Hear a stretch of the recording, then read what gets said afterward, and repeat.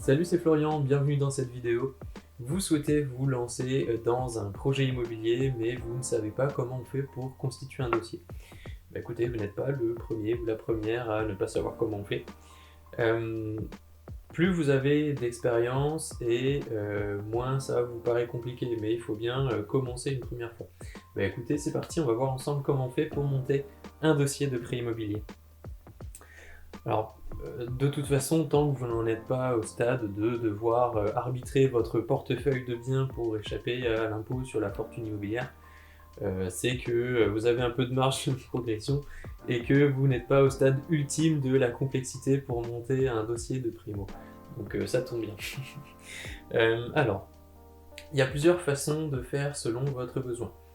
Typiquement, si vous avez trouvé une affaire, un projet IMO qui vous botte et que vous souhaitez aller voir votre banquier pour voir s'il vous suit, alors il faut que vous sachiez calculer votre capacité d'endettement. Et si vous ne connaissez pas cette donnée, que vous ne savez pas si en fait vous pouvez emprunter pour ce projet, c'est un peu le travail à l'envers, parce que vous avez fait un effort de recherche, de visite, peut-être de proposition d'achat pour peut-être quelque chose qu'au final vous ne pouvez pas acheter, parce que vous n'avez pas la capacité d'endettement nécessaire. Effectivement, il faut commencer par le calcul de ce taux d'endettement, mais je vous passe le calcul ici en tout cas, j'ai fait d'autres vidéos qui traitent du sujet. Pour monter votre dossier, c'est assez simple dans la forme et c'est assez complexe dans le fond. Il vous suffit d'amener tous les documents relatifs à votre situation professionnelle, votre situation d'emprunteur, les contours de votre projet et la viabilité économique de votre projet. Ça peut être dit en une seule phrase en fait, comment on fait pour monter un prêt immobilier. Maintenant, dans les faits, il faut juste vous mettre en tête que vous devez justifier de tout, parce que votre conseiller bancaire doit monter votre prêt immobilier et avec toutes les réglementations, et heureusement que ça existe les réglementations pour ce genre de projet, il y a beaucoup de choses à renseigner, ne serait-ce que votre avis d'imposition de 2 années en arrière, pour savoir si vous êtes éligible à certains types de prêts immobiliers particuliers, etc. Pour savoir si vous pouvez faire un prêt immobilier en lien avec de la rénovation énergétique, de performance énergétique, etc. Voilà. Vous devez amener tout ce que vous possédez qui concerne votre situation, votre projet et la viabilité financière et économique de votre projet. Alors pour votre situation, vous pourriez tout simplement avoir un premier jet de calcul d'enveloppe, donc à peu près votre capacité d'endettement, en amenant uniquement le dernier avis d'imposition à votre conseiller bancaire.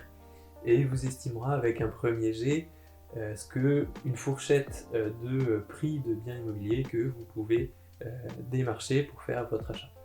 Maintenant, c'est assez peu fiable parce qu'il se base sur une seule donnée qui est votre dernier avis d'impôt, et en fait ça dépend de beaucoup de choses. Si vous avez eu des primes, si vous avez une part variable qui est exceptionnellement haute, ou au contraire, si vous n'avez fait aucune part variable alors que vous avez un métier commercial, etc. Au final, ça peut être totalement différent de ce que vous pouvez emprunter cette année-là plutôt que l'année passée. Donc vous pourriez aller voir votre conseiller bancaire avec juste le dernier avis d'imposition. Maintenant, plus vous lui apportez d'éléments chiffrés, notamment sur votre revenu et vos charges, vos grosses charges fixes en tout cas, plus il pourra vous estimer comment et combien vous pouvez emprunter. Donc monter un dossier, c'est votre carte d'identité bien sûr, vos 3 derniers avis d'impôt, vos 6 derniers relevés de compte, vos 6 derniers bulletins de paie, ça c'est pour votre partie économique à vous. Pour votre situation personnelle, c'est acte de mariage ou de divorce si vous êtes marié ou divorcé, c'est livret de famille pour vous, vos enfants, les cartes d'identité de chacun, machin. Ça c'est vraiment pour la partie très simple, hein, on ne parle pas de SCI, etc. Où là il faudrait beaucoup plus de documents. Et bien sûr pour la partie viabilité économique de votre projet, il faut des données supplémentaires. Surtout si vous vous lancez dans quelque chose avec des travaux, surtout si vous vous lancez dans quelque chose de l'ordre de la construction, etc.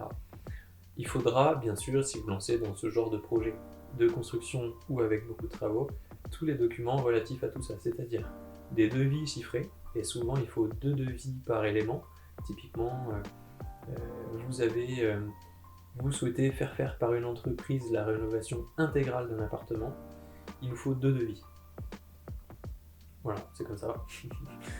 Pour être certain qu'il n'y a pas une magouille de type surfinancement volontaire pour pouvoir faire autre chose du financement, patati patata. Bien sûr, pareil, si vous souhaitez faire de la construction, il nous faut le devis de l'entreprise qui, avec le coût d'achat du terrain, le coût de viabilisation du terrain, le coût de construction, les délais aussi, c'est super important, le DPE prévisionnel, tout ça. En fait, il faut tout. Donc, la réponse en une phrase, c'est tous les documents justifiant de votre situation, de votre santé financière et de la viabilité économique du projet. Après, bon, votre conseiller bancaire a l'habitude de jongler entre tous ces documents. Hein. Paniquez pas à lui mettre un titre de document à chaque fois, normalement c'est marqué dessus. Il sait ce dont il a besoin, il sait trier et il sait utiliser les informations utiles. N'hésitez pas à lui en amener plus que pas assez, parce que ça l'évitera de vous appeler. Voilà, vérifiez juste que il fonctionne par email si vous lui envoyez des emails, parce qu'il y a des banquiers qui sont vieille école et qui veulent tout en version papier. Dernier conseil avant de vous laisser avec le contenu que je vous ai dit,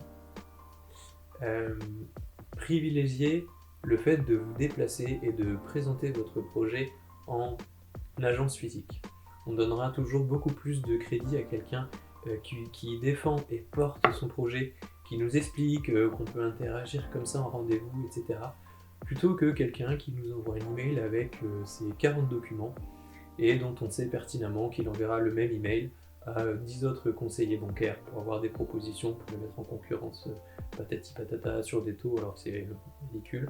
Je explique pourquoi dans ma formation. Voilà. Privilégiez toujours de vous déplacer, ça a beaucoup plus de valeur. Voilà, c'est tout pour moi. Je pense que je vous ai fait un tour assez exhaustif de comment vous devez vous y prendre pour monter le dossier d'un prêt immobilier. À la prochaine, ciao. Si tu as envie d'aller plus loin et d'obtenir le meilleur prêt immobilier pour ton projet, alors je t'offre 1 heure de contenu à ma formation, votre meilleur prêt immobilier en 3 heures. Je te mets le lien dans la description, je te dis à tout de suite dans ma vidéo. Ciao.